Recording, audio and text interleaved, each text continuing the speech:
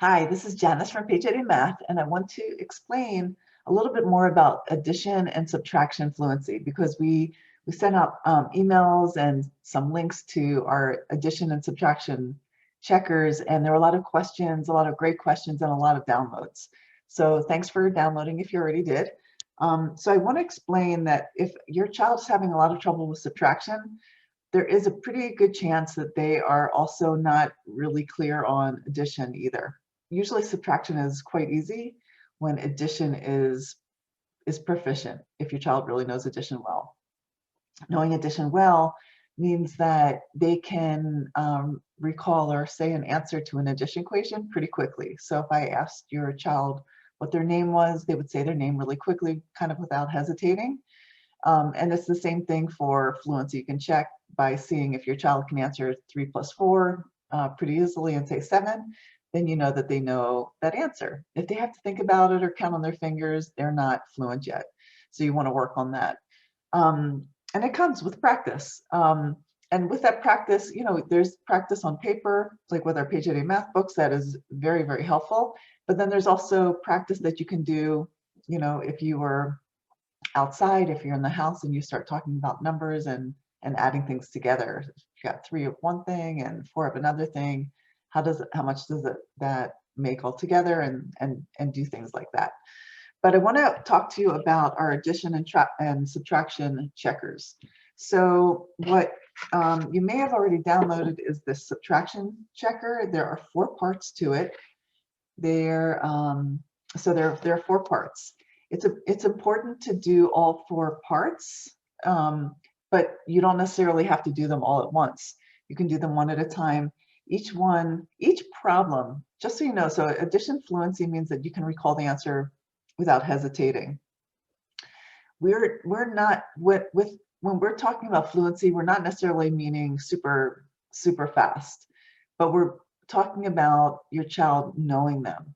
So if your child can write down the answer in like 2 to 3 seconds, they know them pretty well. So that can make you feel like they're ready to move on. If they can do that. If it takes them longer than that, they really don't, and they need a little more practice. We don't want kids getting nervous about speed and doing things really quickly. We want them to feel comfortable and confident. Some kids write more slowly. That's fine. I wouldn't rush your child to finish, but you want to know if they actually know the answer. And this is a great way to check. I don't have a time limit on these, but I would say if, like on Subtraction Checker 1, there are 33 problems.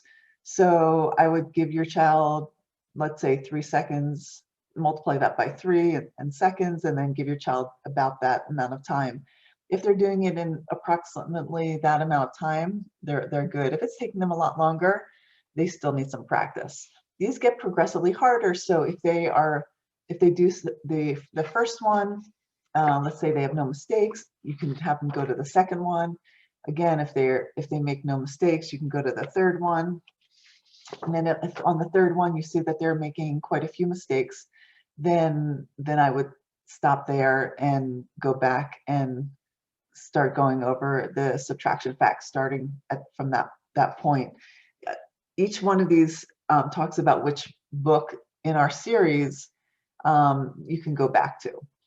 And then our series, our books will give your child like tons of practice in those basic math facts. If your child is just having a lot of trouble with subtraction at all, then I would go back to the addition trackers and do the same thing. Give your child these addition trackers, these addition checkers, just one at a time. Give them about 2 to 3 seconds per problem. You can just kind of eyeball that. It doesn't have to be exact, and get a really good idea if your child is proficient in their addition facts. Something that you can also do with subtraction is to talk about subtraction in things that your child can just visualize. So one thing that you might want to do if your child is just learning subtraction, you want to introduce subtraction to them, you can talk about a sandwich. So how many pieces of bread do you need for a sandwich? And they'll probably tell you 2. So you can say, if you have one piece of bread already and you need 2 for the sandwich, how many more do you need? And they will probably say 1, even if they're really young. So then you can say, so if you have 1 and you need to get to 2, then you need 1 more. Or the difference between 1 and 2 is 1, and that's basically subtraction. And then you can talk about addition being starting with 1, having another 1, and then getting to 2. So there's just different ways that you can introduce the whole concept and make it something that's more visual. But the combination of that visual, or that being able to talk about the concept and then actually being able to write it, they're both important, and they're different. So you don't want to do only one or only the other.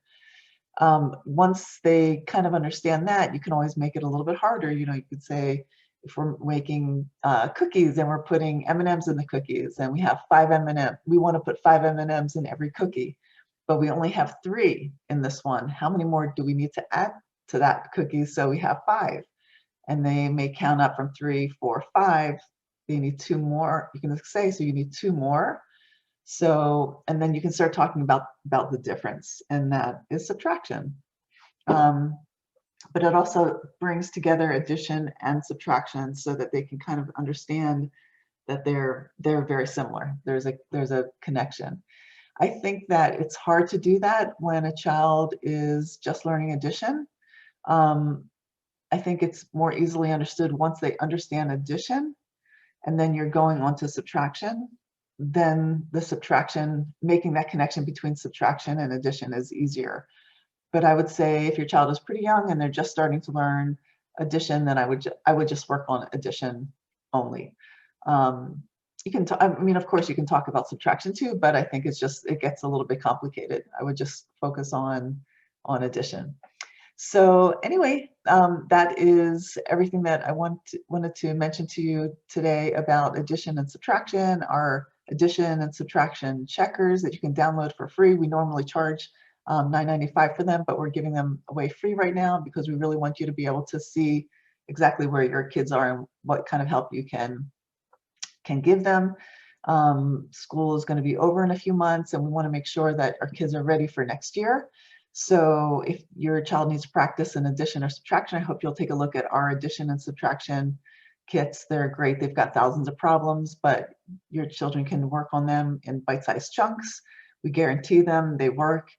And if you have any questions, you can always email me at janice@pagetodaymath.com.